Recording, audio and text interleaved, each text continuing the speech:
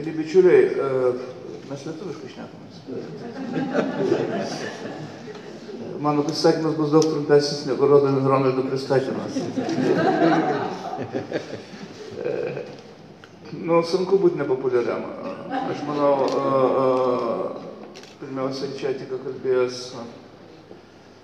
Saulius Sužiedėlis savo gyvenimo įrodė, ypatingai lietuvių bendruomenėje Amerikoje, kad jo atstovaujamas pažiūrų sparnas, kuris buvo pats nepopuliariausias, įsivaizduojat, prieš konservatyviai Čikagoje, Amerikoje prieš kokią 30 metų Saulių Sužiedėlį. Ir jo ėjimą beveik vienam prieš visus, kadangi, ne prieš visus, ten buvo dar, aišku, pono dabar buvusio prezidento Adamkaus sparnas, po kurio metais lankininkai, padogyti, kurie sudarė tą žmonių nedidelį būrį, kurie galvoja lietuvių bendruomeniai, kad reikia stabtelėti, visgi pagalvoti, kas įvyko Lietuvoje Antro pasaulinio karo metu ir kaip buvo nugalabyti jų kaimynai. Tai buvo ne pats lengviausias darbas, todėl aš nežinau, kur dabar turbūt geria, kavos negeria, nes kava pasibaigė. Tai reiškia, Saulius profesorius Sužiedėlis, bet jisai iš tikrųjų vertas mūsų audringų aplodismentų už jo ne tik šitos darbus, bet už jo visą laikyseną.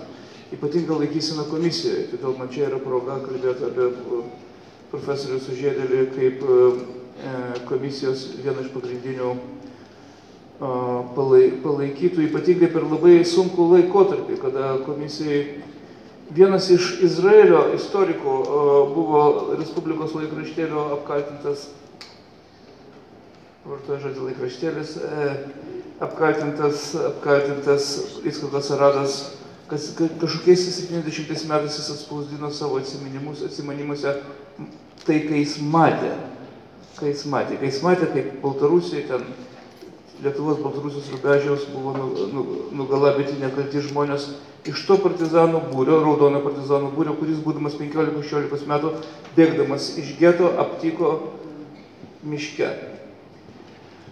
Įdomu, kuriam buvo pasidėti tam žmogui gimusiam 26 metų lapkričio 25 dieną. Aš kalbu apie Izraelio istoriką Aradą, kuris pasipriešino Izraelio nacionalistams ir sutiko būti mūsų komisijos nariu. Tai va tas, aš manau, kad mūsų komisija greitai ateis laikas ir užbaigs savo darbus. Ar pati Lietuvos visuomenė per tą laiką tiek subrendo, kad būtų kitokia negu 39 metais. Aš patausojau šitą neužmirštuolę nuo sausio 13 iki dabar jums, kadangi, kad jinai apimtų visą neužmiršimą. Ne tik tai sausio 13 neužmiršimą, bet ir visos mūsų istorijos neužmiršimą. Įsivaizduoju, kaip jums sudėtinga įspraust į žmonių, į vaikų galvas norą sužinoti visą savo krašto ir savo tautos istoriją. Aš jums labai norėčiau padėkoti už tai. Aš visada kukliau apie savo šeimos nelaimės nešnekėdavau, apie mano mama virš 94 metų, taip, jinai Kauno geto kalinė. Jinai nespėjo pasitraukti ir vokiečiai atkirto prie Jonavos, kai jinai pėsčiom bandė bėgti, jie visi į rytus bandė bėgti pėsčiom.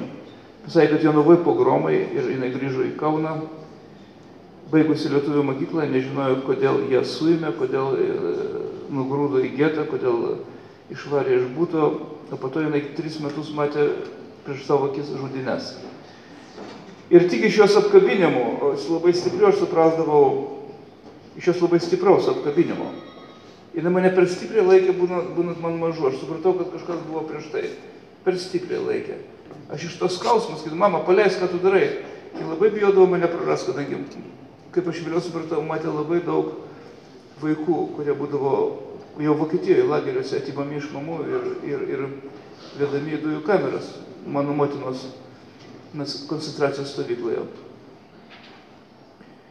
Tai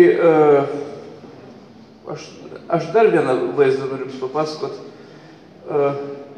neseniai stovėdamas prie vienos iš didžiulių tokių buvusių duobių, vienam iškiliam Lietuvos miestelį, aš 3 kartus su vietiniu istoriku perėjau tą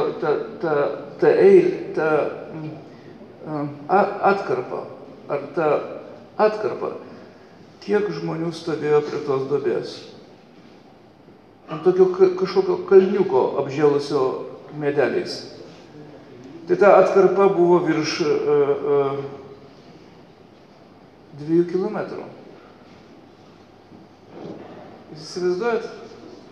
2 kilometrai stovinčių ir laukiančių eilėje žmonių tokiam pažliugusiam, šiek tiek pažliugusiam vieškelyje. 2 kilometrai. 2 kilometrai vis kitoniškų žmonių.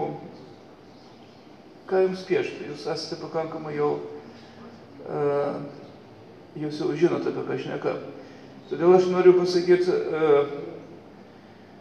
kad reikia tikėtis, kad dabartinė Lietuva bus kitokia negu Smetonos laikų. Smetonos laikų Lietuva ne tik, sakė Saulius, egzaminą karo metu, taip, ir apie ką Dykmanas kalbėjo, kad ne visai atlaikė egzaminą Antrojo pasaulinio karo metu, etikos, moralės ar kokio nors kitą. Ar tos europinės vertybės sužlugo, kur mokyklose buvo dėstomos. Duris buvo neužrakinamos iki karo nuo vagių. Atviros duris visam Kaune, nieks. Per vieną dieną viskas sugriuvo. Tai dabar klausimas yra toksai, kaip šita Lietuva bus kitoniška, nes tai karinė Lietuva nesugebėjo apsiginti. Jis nesugebėjo pagaminti mąstančių žmonės. Mes kažko skiriamės turbūt nuo Suomio ir nuo kitų. Totalitarinis mąstymas nesugebėjo pagaminti mąstančių ir kovojančių už savo šalį, už savo valstybę žmogaus. Todėl su jūsų pagalba mes tokį žmogų turėsime turbūt. Tas žmogus, jo žinojimas apie tai, kas neturi pasikartoti, turėtų prisidėti ir mūsų šalies gynybos reikalų, nes aš manau, kad tas vajus, kuris praėjo čia, artėjo frontai, Ukraina, lietuviškas jaunimas sustojo, pats nuėjo į Lietuvos kariuomenę, tai įdėmiai stebėjau tą vajų. Tas vajus jau atrodo, čia jūs geriau pasakysite, neturėjo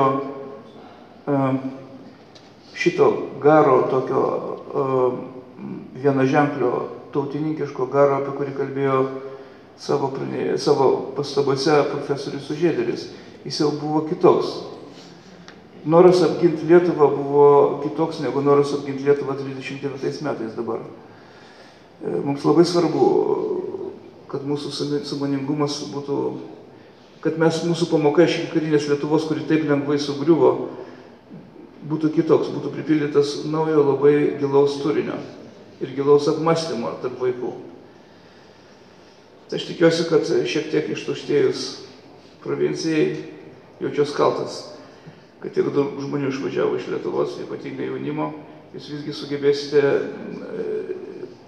vienam kitam arba daugeliu įspraust gilų mąstymą ir mūsų Lietuvos valstybės buvimas Europoje yra tikras europiečių buvimas Europoje, o ne vien tik tai techninis įstojimas. Tai kad ačiū Jums labai.